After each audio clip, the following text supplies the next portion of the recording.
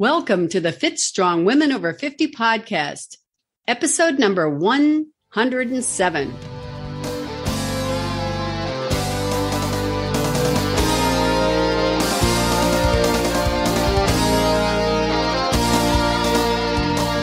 Hi, I'm Chris. Thank you for joining us today. And I'm Jill. Chris and I are the founders of the Becoming Ellie community. The Becoming Ellie community is for women over 50 who are interested in being fit, strong, and healthy.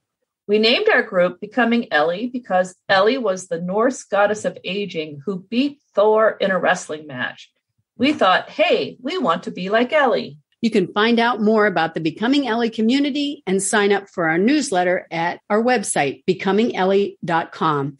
And Ellie is spelled E-L-L-I. Chris, I always think of you when we talk about riding bicycles, so today's episode seems perfect for you. Oh, yes. I really enjoyed talking with Joyce Guenther. She knows how to have a good time with bicycling, that's for sure. And I added more things to my bucket list after talking to her. Oh, I know. Yes, definitely. I know our listeners are going to love hearing what she has to say. Let's go to the podcast. Joyce Guenther and I met when she was a senior in high school and I was a junior. Her parents did that horrible thing for a teenager. They made her move right before her senior year in high school, which is how we met.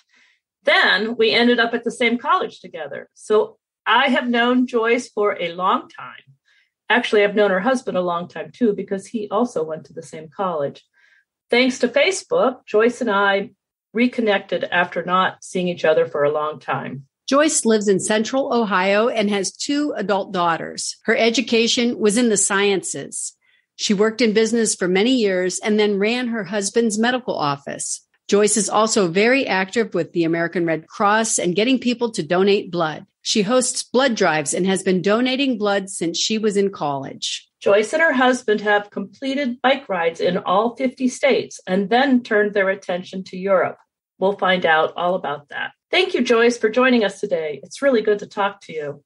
Oh, thanks for having me. So you've ridden your bicycle in all 50 states from what I understand, and that gets me so excited. And maybe you could talk to us a little bit about that. What prompted you to do it and how did you get started? Well, it took us a while. We're not the people that just bike willy-nilly all over the United States in like a year and get it done. When my kids were little, my husband said, I really, really want to do a bike trip, a supported bike ride in Vermont. And I'm like, you know, when your husband says that and you're like, yeah, sure. That sounds like super fun. Let me get a sitter for a week for these kids and we'll just go to Vermont. So I said, oh yeah, that does sound like fun. Well, then he bought a trip. He just did it. I don't you hate when people do that? And he biked a lot at the time. And this was in the 90s. He biked a lot. And I said, well, you know, I guess I'm going to have to, you know, get on my bike and ride around. So I biked a little bit, but not maybe like 10 miles. Oh my gosh. I'm not kidding. I cried getting on the plane. I thought this is the worst thing that's ever happened to me. Yeah, you didn't do a lot of training ahead of time, did you?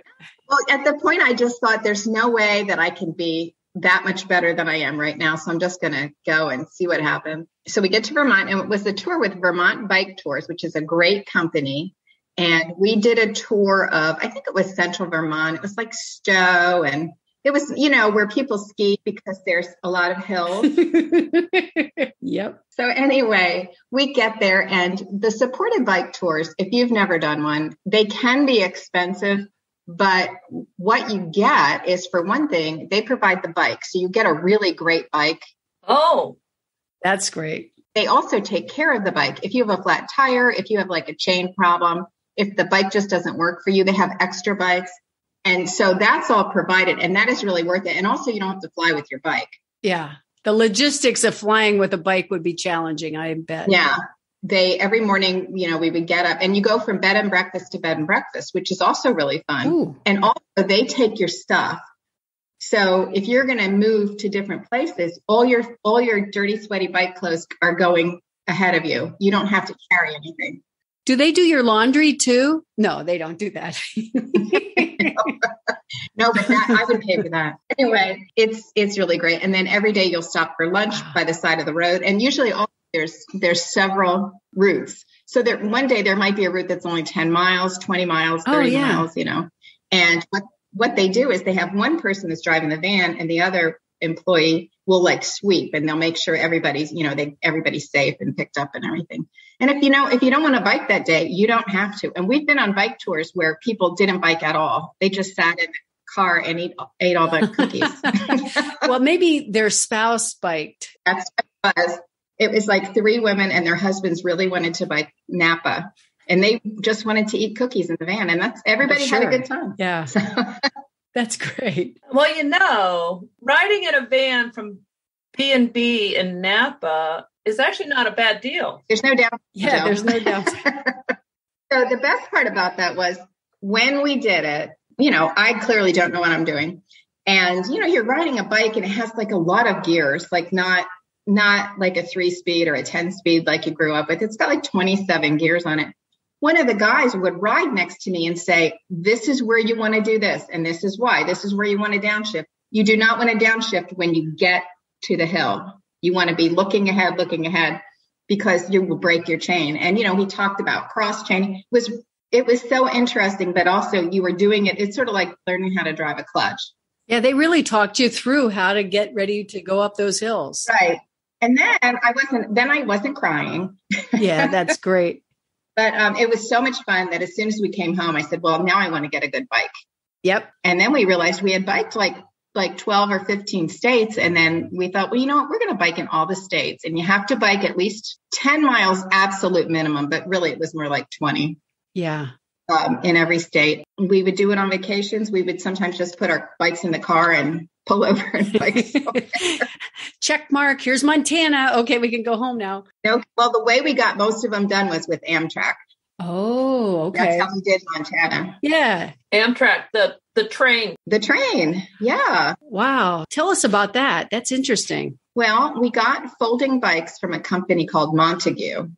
And the bikes have you can take off the front tire. It has a quick release on the front, and then it has a quick release on the frame. And it's a full size, like hybrid kind of a bike. There's a quick release on the frame, and you flip that up and the bike folds in half on itself. And once you take the wheel off, it now becomes what the airlines call bike parts, and it flies for free. Wow. You don't need a box or anything. And then they come in a bag. They weigh like 35 pounds. So they're heavy to carry, but not that heavy for luggage, Yeah. So we flew out to Seattle and we took our folding bikes and we got on the Amtrak, the route's called the Empire Builder. And we just rode all the way across the top of the United States. And every time we got to a state, we would get off, stay a couple days, bike around. There's a ton of bike trails out there. Most of them you could get to right from the train. Oh, wow. That's great. And then a couple days later, we get back on the train and go. Go to the next state. Yeah, so we got like 9 states done that summer. That was great. But those big square states out west, they're hard to get to. So Yeah. The train is really great. Yeah, you really have to be purposeful. Well, that's nice. And they helped you learn how to use your gears. Oh yeah. It's really the best thing. There's to be on a supported trip because they take care of all that extra stuff. I mean, it's a lot to think about if you're going to say, well, we're going to bike like 200 miles this week. That's far. Yeah. Yeah. Down. It's far. But, there's people that will go out and just bike a nice 50 miles. And I am not that person. So it is nice to have somebody that knows what they're doing. But once we did a couple tours, like that Napa tour, that was a backroads tour. And also that was a good place to have a supported tour because, you could be biking up and down the hills all day. If you went to the wineries and you bought wine, they would shuttle it for you. And it's really a great way to see everything. They give you a lot of information. And also they, take care of the bikes, which is, I think, a big thing. And you're not like carrying a bike rack around and everything. You're not all loaded down with all your gear. No. I have a friend who did one of those bike tours in Germany. And when she got there, they said, we need you to take a bike riding test. And she said, a test? And he said, so she jumped on the bike and she rode around the block. And he said, that's good. What the guy said was that they had a number of people who have never actually ridden a bike on a road. They had only ridden stationary bikes. And then they signed up for this tour in Germany. And yeah, that'd be challenging your first thing out. Yeah, so they didn't know how to balance on a bike. They made her at least prove that she could. I mean, they didn't really care that she could ride. They didn't care about anything other than she actually knew how to stay on the bike. Well, we were on a tour and these two women were there and one of them biked, but the other one never biked. And she got all the stuff. She got the clip-in shoes. She was all kitted out.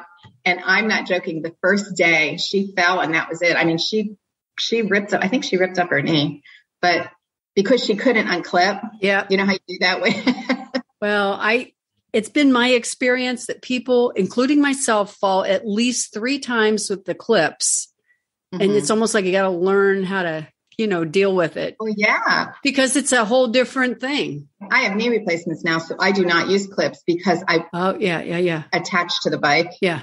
Yeah. I just wing it. The clips are nice for using the upstroke as well as the downstroke, but they're really not necessary. Yeah. When you do a supported tour, that's the other thing they'll ask you. Do you want clips? Do you want cages? What do you want? And if you change your mind in the course of that trip, they will change them. It's really nice. It's like a valet service. Yeah.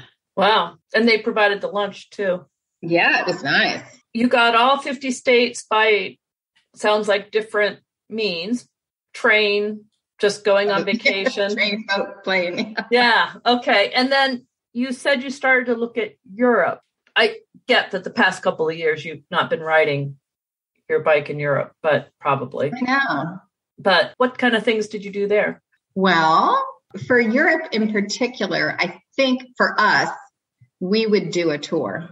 Okay. Because for one thing, the bikes are provided. Now, we always bring our helmets. And in Europe, you can never count on getting a helmet because they don't really wear helmets there. Oh. No, they don't. We always just put them like in the bottom of our backpacks and pack on top of those. Oh, that's a good tip. Yeah, it really is. And it keeps like everything in your bag. If you put your bag down in something wet, it keeps everything dry. But when you wear a helmet on the trips we've been on, most people don't. We don't care because we're helmet people.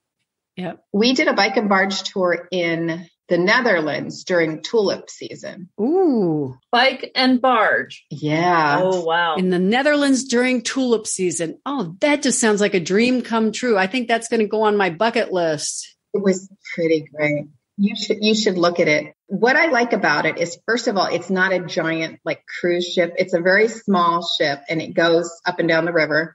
And you will start, I don't know if we started in Amsterdam. You get on the ship, on the boat, the barge, they give you your bikes and everything. And every day you'll move to a new place down the river. So you'll go here, you'll stop, you'll either bike some route that they give you. And usually there's a choice, you can do a long, short, medium. You do the route and then you either come back to the barge or it's moved to the next town and you just bike to where it is. Oh, yeah, I know. And once again, they're carrying all your stuff. So you're not having to ride a bike with your backpack or things strapped on it. Right. It's great. And then when you get back, all your stuff is there. You can have a shower and, you don't have to keep packing and unpacking. It's pretty great. But the other thing about biking in particular in the Netherlands is, for one thing, there's more bikes than people there. They love to bike. And a lot of places, because of all the little canals, are not accessible by cars and buses, like a tour bus. So we could bike right into the tulip fields. Oh, it was really fun. Oh, that just sounds so beautiful. I know it was. I think one of the pictures I sent you has a picture of us. And the tulip fields in Holland are like the cornfields in Ohio. It's just as far as you can see. Oh my gosh. Colors. And we're standing there looking at all the tulips. And then we hear this noise and here they're cutting the flowers off because they're growing the bulb. So just like, no, they're growing the bulb. Wow. That's the crop. Yeah. So they're not harvesting the flower. That's how I pictured it. They're growing the bulb. Wow. For other people to grow, I guess. Wow. So you did that for about a week's time? Yeah. Is that how it is? Probably a week. 7 or 8 days. And once again, really fun. All your meals are there. You can have days when you go eat whatever you want to eat. A lot of times lunch would be on your own. So you just bike around till you find a place. But we did the Netherlands like that. And we also did the Danube, which was a great bike ride. Oh, yeah. Yeah. I know. This sounds wonderful. Do you recall the name of the tour? You said the one was Bike and Barge. Are both of, or is Bike and Barge a generic term? That's just a generic term. Okay. I can't remember the name of the companies, but if you just Google them, they'll come up. They're not, the best way to do it is not a very big tour. You know what I mean? Yeah. Just a few people. Yeah. And I'm guessing those might be back in play now. I'm not really sure how it is. Maybe so. Well, do you have any advice for people who want to start touring the U.S. or what have you on a bike? Any advice of how to start? First of all, I would, depending on where you live, just look online and see if there's anything close by. Like we live in Ohio. One of the last states we did, I bet it was like number 47, was Kentucky, which, we could ride our bike to, but we just never went to Kentucky. You live so close to Kentucky. Isn't that funny? I know, but they had just a really nice spring ride. It was called the Redbud Ride. And we went down there. They had a big pancake breakfast. It was pretty fun. But if you look for, just bike rides around where you live, sometimes you'll find one that would be good. There's other people there. You can see, especially if it's close to where you live, what the terrain is. Yeah, it's nice to have a organized ride, isn't it?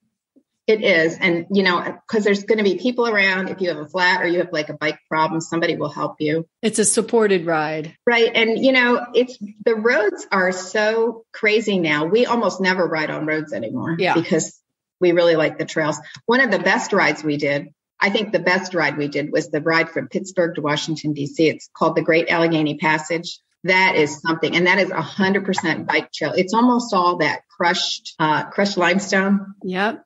It's really great. That's definitely on my bucket list. Yeah, that's a good one. Was that one where you stay at bed and breakfasts along the way? How did you do that? We did, or like just motels, whatever there was. That's my husband's hobby, is finding these places and making me go. I've known people who have done that. So that basically goes from Pittsburgh to Washington, D.C. How many? 360 miles. 360 miles?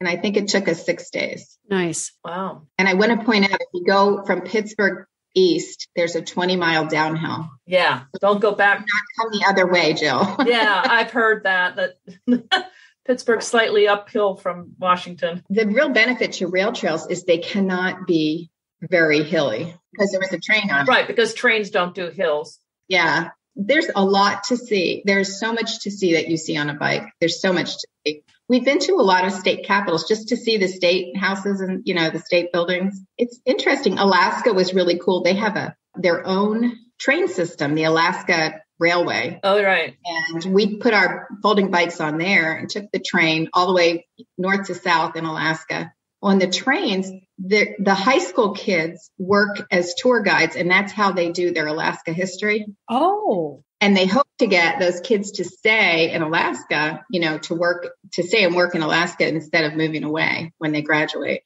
Yeah. And then once we finished the train, Alaska has a marine highway, which is a ferry boat system where you can sleep on the boat and actually eat on the boat. You can actually pitch a tent on the boat if you want. Really? Wow. We took that and we went around the edges and biked in different towns there. There's so many things to see. And if you can the reason we took our folding bikes there was because it was not going to be easy to rent a bike. Well, we went to Hawaii, we just said, we'll rent a bike there because we don't want to fly our bikes there. Yeah. Wow. But the train is really key. We did a lot on the train. So typically, how many miles a day do you ride? If we do a trip? Yes. I don't like to do more than 40 myself. Okay. I think 40 is plenty. But some days, if you're on a tour, some days you're only going to do like 10 or 20. There might be a short day. Yeah. And if you don't feel, if you're on a tour and you don't feel like biking, you don't have to because you have a backup plan. I've done in the past the MS bike ride around here, and it's 75 miles one day, 75 miles another day. And I've always been really wiped out at the end. That's a lot. It is a lot. And then I have friends that do something called GOBA. It's the Great Ohio Bike Adventure. And of course, they're in like major shape. And they do like 100 miles a day sometimes. And they'll do back to back. Yeah. Centuries. Yeah. I know. For like 5, 6, 7 days. A lot. Yeah. Centuries, they call them. Yeah. Oh, good for them. Yeah. I say. Yeah. It's more than I could handle, but. Are these bike trips like the one in Kentucky? I forget now what you said it was called. The Redbud Road. Redbud. Okay. Yeah. So I always see these things for like people who do racing, bike racing. Oh, come and do, we're training or but these are, what would that be called? That you're just... I don't know what it would be called. It's like a bike event. Okay. I did a cookie ride one time. So you could there were 5 different paths that you could go with different amounts of miles for each, but each one kind of went back to the fairgrounds where the group that organized it had all these different cookies that you could eat at halftime or, in between each thing, which, so different bike clubs usually organize them and it's a fundraiser. Yeah. And the Dog Days wine tour, that's another one here in Ohio that I've done a few times that, of course, you stop at wineries and they will drive your wine when you buy it, back to the end. So you don't have to carry it on your bike. But there's a lot of bike clubs that will organize things like that aren't races. They're just okay, because that's the part. It's like a tour. Yeah. All right. Yeah. Because I don't really want to do bike races, but just riding around with people. Yeah, having a good time sounds a lot more appealing to me. Yeah, it's more casual. In New York City, they have the 5-borough bike ride, which is the first weekend in May. I don't know if it's Saturday or Sunday, but they have rolling closures of the roads and you start in Manhattan and end in Staten Island and then you take the ferry back. But it's a big, big ride, but it's fun. 32,000 people, I think is what I saw. That's a big ride. Yeah. The last time we did it, it was so crowded. It was really a little bit nervous making. And I'm not sure it's since COVID, how that's turned out. They did it this past couple weeks ago. The start is really hard because there's so many people and they're all jammed in this road. But as you're trying to bike towards Central Park, people come in off the sides. So they're jumping in and it really gets jammed up. And there's also a lot of people that have never ridden a bike. Like they'll go get a city bike. Mm-hmm. Oh my. Yeah. The start of the casual rides can be very challenging. Yeah. You have to really just watch. And also you don't have to be in the front, because it's not a race. How much training did you do you told us about your first one, but then did you train for doing most of these bike rides or like how in shape do you have to be? Just doing like a bike ride, like on the weekends. We'll try to bike, I don't know what, say between 10 and 20. Okay. But yeah, you didn't like come home in a frenzy and start doing major bicycle training. No, but I also didn't cry. So yeah. Okay. That's good. I knew I could do it. I was really scared that first time. I just thought, I don't know. You know why? Because I didn't know what it was. Right. First time for anything is hard, isn't it? It's sort of like when you do your first triathlon and you're thinking everybody knows what they're doing and there's a lot of people. It's also their first. Well, yeah, I saw that you did some triathlons a few years ago. Did you enjoy it? And how hard was it to do? Well, if you bike and I swim too. So if you swim, it's not that bad because you have that in your pocket. Usually most people can run or walk and most people have ridden a bike sometime, but that swimming piece, especially if it's open water, that is really freaks you out. For the most part, there's not a lot of people that have open water where they can train, because you really have to go with somebody and to be warm enough. So it's just a fun thing to do. I don't do it anymore because I got my knees replaced, so I can't run. I did do one where I walked and then I thought, well, I think I'm done with this sport. So you used to run and you've given it up because you had your knees replaced. Is that? Yeah, but I can walk, so that's good. Does bike riding feel like a good replacement for the running? Oh yeah. Biking is a pretty good exercise. We have started buying our car so that we can fit both of our bikes in the back of the car so we don't have to put a bike rack on. So we slam them in the back of the car and just go somewhere. Yeah, it's nice because you don't feel like somebody might steal them off the back while you're in a restaurant or something. Yeah. We did a fun bike tour in Lake Chautauqua one time. We just took our bikes up to Chautauqua and started biking around. And also, if you look at bike tours online and they'll say, like the New England or whatever, a lot of times they'll say, this is the route we're going to take. And you're like, oh, I will take that route or take a route that's similar because it'll show you about where you should be, what the elevations are. Oh, so if you're going to do it on your own, you can at least get a good idea of the course to take. Yeah, but I do recommend bike trails now because the roads are scary. They are. They're scary whether you're biking or running, but or just standing there. Right. Well, even when you're doing the trail, you have to be very aware of dogs and little kids and, different things but you don't feel like you might get hit by a car. That's better. Do you do other fitness activities besides bicycling? Strength training, yoga? I do strength training. I do swimming, and I do yoga, and I do a little bit of Pilates when I get bored with yoga. But I've been doing yoga since high school. Oh, wow.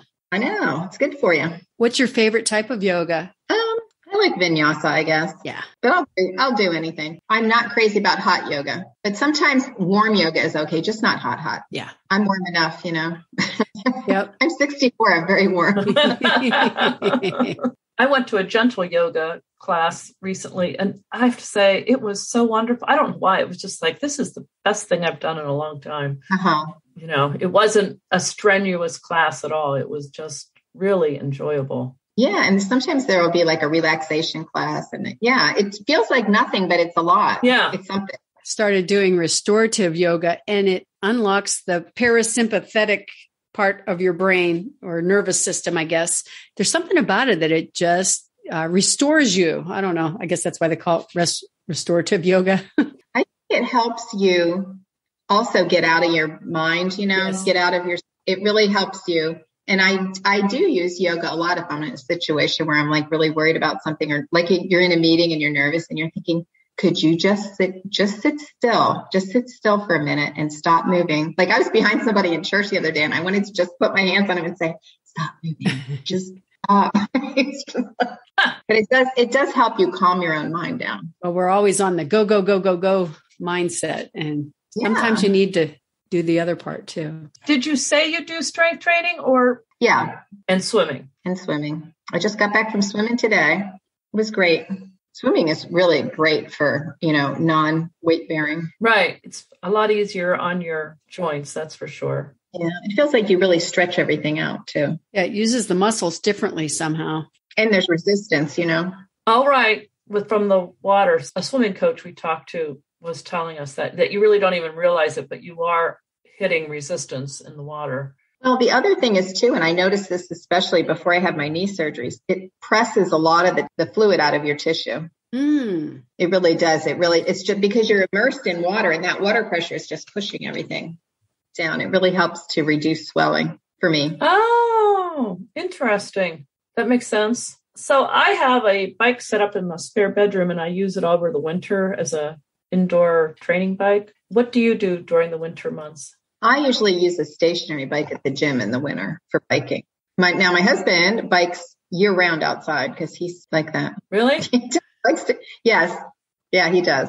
He's just recently started not biking when it's, 20. Oh. I always worry about the ice, I know. Some people will put you can get snow tires or spike tires for your bikes. Yeah. But, I'm not. You're not doing that? No, I don't think so. There's other stuff you can do. Joyce, I know that you belong to our Becoming Ellie Facebook private group.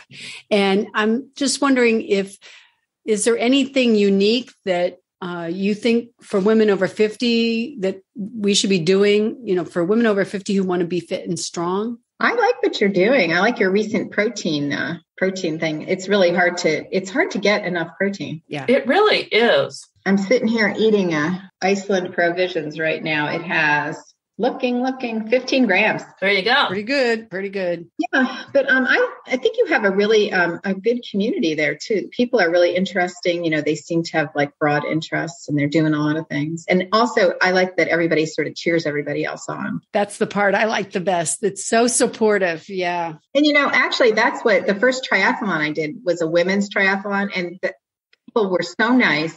People that have done it before go out of their way to help people that don't know that you can't show up 5 minutes before the race and be ready. Yeah, I think that's one thing that women really tend to, cheer each other on in competitive events. It's just not so much competition, but more camaraderie. And that's what makes it so fun. I had to have physical therapy because I had this whole numbness in my arm. And I was telling the physical therapist, who's a young guy, he's probably like, I don't know, maybe 30. I mean, he's pretty recently out of school. And I was telling him, I said, I would never want to be a man that was a runner, because you can be an 80-year-old man and there's still some guy that's running a 4-minute mile in your age group. I mean, you can never be like average. There's always some guy that's running these 6-minute miles. You're like 75. If you look at race results, right? Yeah, you can never be slow if you're a man. I said, women, we're just glad to be there. Yeah. And, there's some really fast people, and good for them. Yeah, I think that's true. And, going back to what you were saying about being nervous about doing things for the first time and going for the bike ride and doing a triathlon. I think that's just true for I know the first time I ever ran a 5K, I was just beside myself with being nervous about the amount of preparation I put into getting ready to go do this little local 5K race, because it was scary. It's scary to try new things sometimes. Yeah.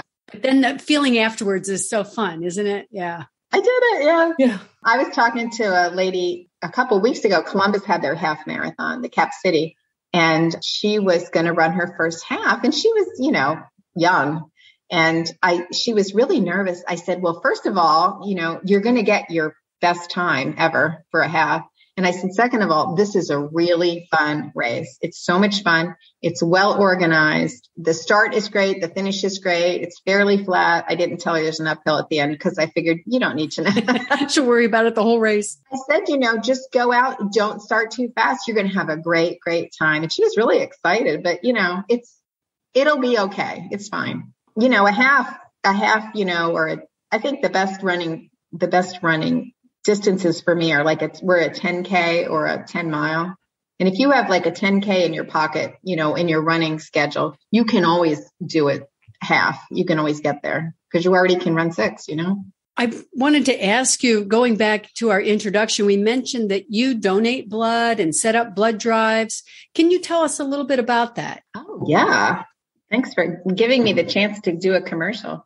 I started donating in college, and my advisor, who I'm still friends with, Jill, I think he was really young when we were there. I think he was like 36 when he started at Allegheny, which cracks me up now. I think about that. Some of those professors were those old guys. Yeah, those old people. Like 40. Well, we started donating blood because you got a sandwich. So, why wouldn't you? And I donated blood in grad school in Rochester, and I donated blood when I was working in New Jersey. I've donated in a lot of states. Actually, I should do 50 states for that. Huh? Yeah, there you go. I started volunteering with the Red Cross when we moved to Ohio, and now I chair the biomed committee for the board in Central Ohio, which is the blood part of the Red Cross. There's always a need for blood because there really isn't any other substitute for it. What they really try to do is find ways to not have to use it if they don't have to. Like, you're not just going to come in feeling sickly and get, a couple units of blood. But so they really the hospitals try to be really good stewards of it. And the Red Cross just tries to collect what is needed in the best way, because it doesn't last very long on the shelf. Central Ohio, all the blood that's collected in that neighboring areas that's Red Cross all comes to Columbus to be made into like platelets and plasma and all that stuff. They process about 1 million units a year right here, and then it goes back out. Wow. During COVID, we lost a lot of, we didn't have any high schools that were open. So we lost all those donors and sites, which is about 1/3 of our blood. That has started to come back now. So we had a real crisis in blood supply, which is now back pretty much. But, we have to look forward to the summer, and that usually there's a lot of lost units in the summer. So you can donate, go to redcrossblood.org. And you can find a blood drive. And if you live somewhere where there's no Red Cross, because the Red Cross is only about 40% of the blood drive. Oh. Blood. Yeah, I know. In other states, like I want to say maybe Texas might be one, and maybe Florida. But in other states, sometimes they'll have like America's Blood Banks, or Pittsburgh has 2 that bump up against each other. There's Red Cross and then something like City Blood, or I don't know what it is, but So if you just look for blood donations, I'm going to donate blood tomorrow. I'm working on my 21st gallon. Oh my gosh. I have a friend who said I'm a quantifier. He goes, you have to quantify everything. 21 gallons. Gallons. Yeah. Gallons. That's an awful lot of blood. You can give 6 times a year if, it all works out. And then there's some people that do platelets and you can give a lot. I think you can get platelets every 2 weeks. I'm looking at my card here. I'm at unit 1. It'll be 166 tomorrow. Oh my goodness. I know. So I do have weird hobbies.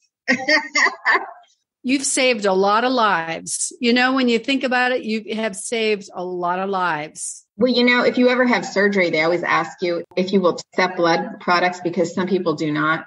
And I always say, I would much rather be giving it than having to receive it. Because if you have to receive blood, you need it. You're in trouble. You're in trouble. Our sickle cell patients can be fully transfused like every month. So that's like 7 or 8 units a month for one person. Yeah. Wow. And one thing the Red Cross is really working on is getting the African American community to donate blood specifically for people with sickle cell, because then people will be receiving blood that's more genetically matched to them. Because when you're receiving a lot of blood, you're going to have a reaction to that. Right. I would think so. Well, that's a wonderful mission, a wonderful thing that you've done. And I'm still in awe. 21 gallons. Wow. Don't you do like your birthday party as a blood drive? Yeah, I haven't done that since we moved. But yeah, when I turned 50, I had a 50th birthday party blood drive. And I got, I went into 50 units, that's a lot. 50 units. I said I should have started when I was 15 because that would have been easier. 50 is a lot. And so then I was having 3 drives a year at our church before we moved up here. One of the great things is a lot of people that donated at my blood drives were lapsed donors or had never donated, and they started donating. And now I have people that donated at my drives that have their own drives. It's wonderful. A lot of good has come out of it. That is wonderful. It's a weird hobby, but it's a good hobby. Well, very useful one. It literally saving lives. It's wonderful. I worked with a guy when I was in the lab in New Jersey, and he had been in World War II. Mm-hmm. He was a scientist during World War II, and they were trying to produce something that would save lives on the battlefield because most people died from like a loss of blood volume. So if you get hit, you're just bleeding and there's nothing to stop the blood. So they were looking at blood expanders, and they were trying to make a synthetic blood product that just, have like in a jar and just give to somebody, and it would keep them till they could get back to the hospital. And this guy, I'm not joking, he had 99 patents. That's what a good inventor he was. He said, we cannot make a pretend blood. We can't make an artificial blood. He said, we can't do it. You can't make a molecule that does, or a cell that does everything that blood cells do. Right. So that was pretty interesting, but also depressing. Yeah. So we always need people to give blood. My mom always asks me if we have enough. She'll say, do you have enough now? No, Mom. It'll last like a week. Yeah. You got to keep giving. When I had my 50-gallon blood drive, the next day there was an industrial crushing accident in Columbus, and the guy received like 55 units of blood. And my daughter goes, well, there goes your blood. Thank God it was there. Right. That's the most important thing. And we have people, with a kid at Children's Hospital, and they say they will sit sometimes when times are really bad. They'll have to go and get that unit of blood for their kid, like get it from get somebody to donate it for their donate to this kid. Yeah. Or, they have to drive it over from some other hospital, and they say they can see their kid just pink right back up as soon as they get the blood. Sure. But yeah, if it's not there, it has to be there. It has to be there. It's life and death. Not unlike September 11th. That blood had to be there 3 days before September 11th. Yeah. Well, who knew that we'd need so much at once? Yeah. I like to give blood, but I don't do it as often as I should. But I have O negative blood. So, it's the kind of blood that they can give to little babies if it's an emergency. They don't have time to even type their blood because it's a universal donor. They probably call you all the time. Yeah. Right. They call me often and I schedule it, but I don't give, every 56 days. I don't give as often as I should. It's not for everybody, but if they could get everybody that donates blood to donate one more time a year, then there would be no blood need. That's good to think about.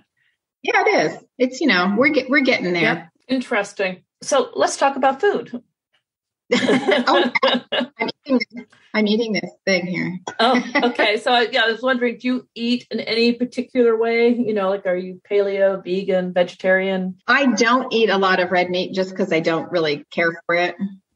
And I try to eat more protein. You know what I mean? I was going to a dietitian for a while, and that was the one thing that she really said was you really need to look at your protein. In particular, she said, like, after you swim, make sure you have some protein in the next 35 minutes or so, which I did not do today. Yeah, it's hard to do that, but yeah, I used to have a protein drink and I would just like pound it down right after I got out of the pool, but yeah, I haven't done that for a while. So how do you handle protein or, just food in general while you're riding on your bike? I like Go Macro bars. Those are good. What are they? Those are pretty.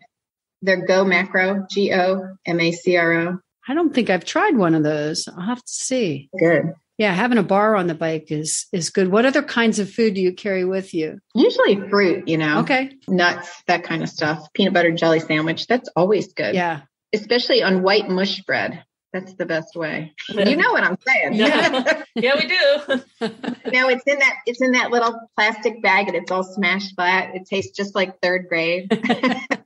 Plus, it doesn't go bad in the heat. I mean, that's the problem with biking and food. Peanut M&Ms are good because there is a little protein in there. Yeah. My M&Ms always end up getting a little melted, even though they're not supposed to melt in your hand. And the bike, it gets super hot. Yeah. Do you have a go-to recipe for something that you love to make or that you use when you're short on time and need dinner? Oh my gosh. You mean like tonight and also all the nights? Yes, exactly. Every day at 5:30, I'm shocked and amazed. I've been married 40 years and I'm shocked and amazed that there's another meal. I know, right? I have just started making a chicken, like a sheet pan dinner that's Mediterranean chicken. It's so good. Or you could use shrimp too. It's chicken and like Kalamata olives, feta cheese, peppers, red onion, everything except for the cheese and the olives. You cook in a sheet pan and you make a sauce out of like, I don't know what it is, probably balsamic, olive oil, maybe honey, some Greek herbs, and cook that on a sheet pan. And then when you take it out, put, and there's potatoes in there too. Like I put little red potatoes in there, but, and then when you take it out, put the cheese and the olives on there. That is really good. What kind of cheese was it? Feta cheese? Feta cheese. Yeah. Yeah. Use goat cheese. Yeah. Yeah. That's really good. I think I'm going to make that tonight because I haven't really thought about it. So do you marinate the chicken or anything beforehand, or you just put it on? No, you just parchment like sort of. Yeah, you can do it on parchment or foil. Mm-hmm. I make I got this from All Recipes, I think, that you just make whatever the sauce is you're going to cook it in and just mulch it up in there and throw it on the sheet pan. It's really good.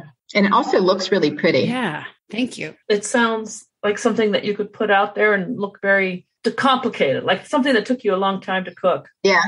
And when you make it, that's all stuff that I would usually have. So yeah, sheet pan recipes. I like those sheet pan dinners.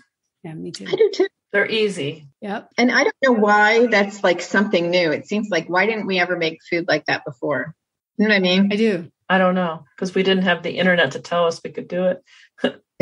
Yeah, I guess that's it. Well, Joyce, if our listeners would like to talk with you about something, is there a way that they could reach you? I don't know if that's something that you'd be open to or. Well, I'm on Facebook. Okay.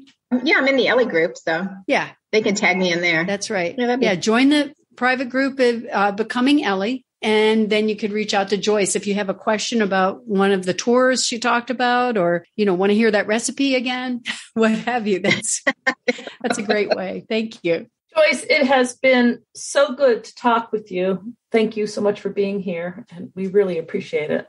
Well, thank you. It's really nice. Thanks for asking me. I feel important now.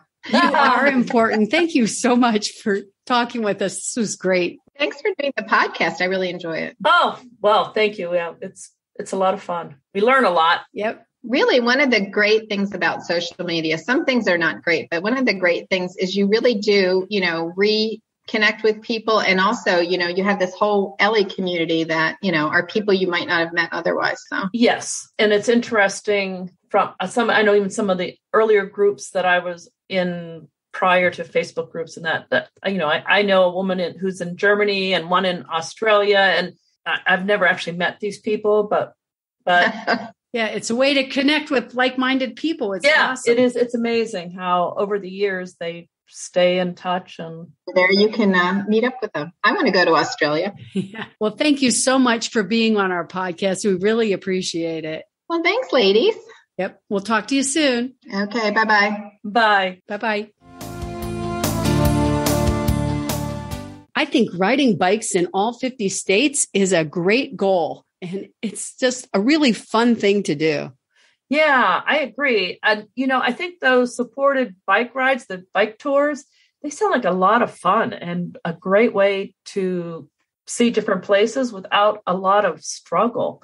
I'm going to have to check into those. Yeah, especially just starting out in an unfamiliar place, because it's always all the logistics that are the hard part. I know that's what I like about doing the fun rides. I mentioned a couple, the Dog Days wine tour, and I don't know. I think I said it off of the podcast, the Chili March metric that they have around here, where you ride like 67 miles, which is a metric century, because all the food and logistics are supported with your entrance fee. And so it just makes it so much easier to jump on the bike and do a long distance ride, because you have support if something goes wrong or you're hungry. They've already cooked for you. Right. I think that's a great idea. I also like the idea of riding the train across the country and stopping and riding in every state. That's pretty cool. Yeah. I'm going to link in our show notes to the folding bikes. My dad used to have a folding bike years ago,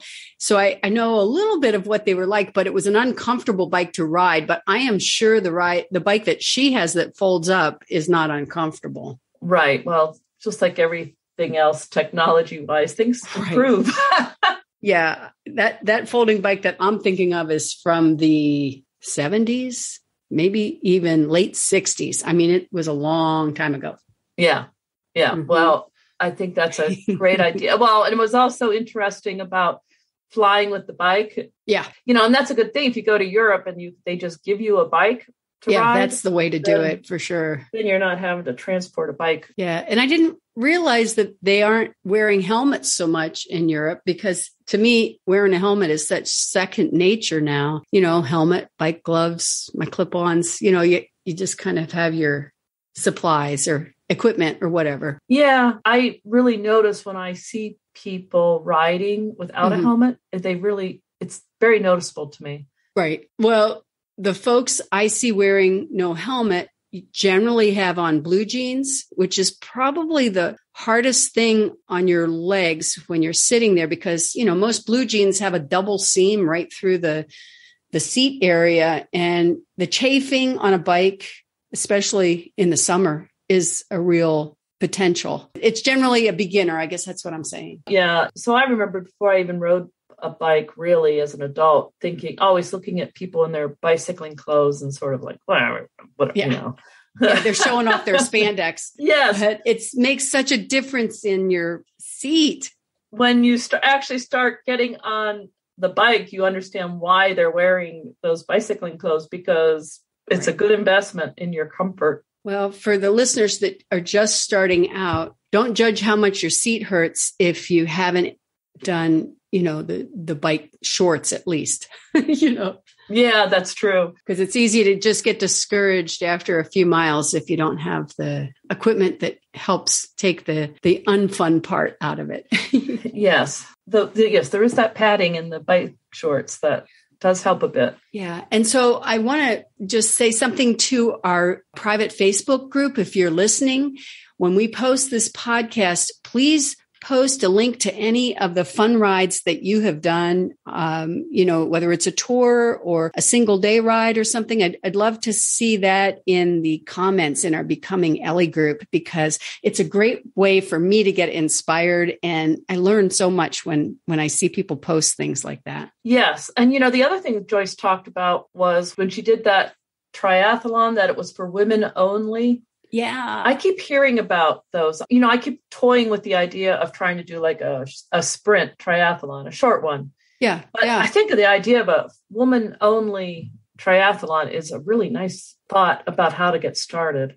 Yeah, that is a good fitness goal to have. And I'm wondering, I'd like to hear from our listeners. Let us know about your fitness goals for this next season here. If you can put that either a comment on our website or.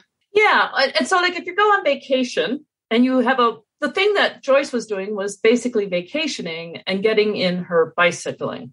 Yes. I know I have gone on vacation and found a 5K to run, and I've done that. Right. So if you have any good ideas on how to include your fitness goals while vacationing, we would love to hear that. Reach out to us at our website, becomingellie.com, or on any of our social media accounts. You can find us at Facebook, Instagram, Twitter, Pinterest, YouTube, and now LinkedIn. And also be sure to join our private Facebook group where we encourage and support each other. You can find it at Becoming Ellie Group. It's great to know how we get to know each other in the Facebook group.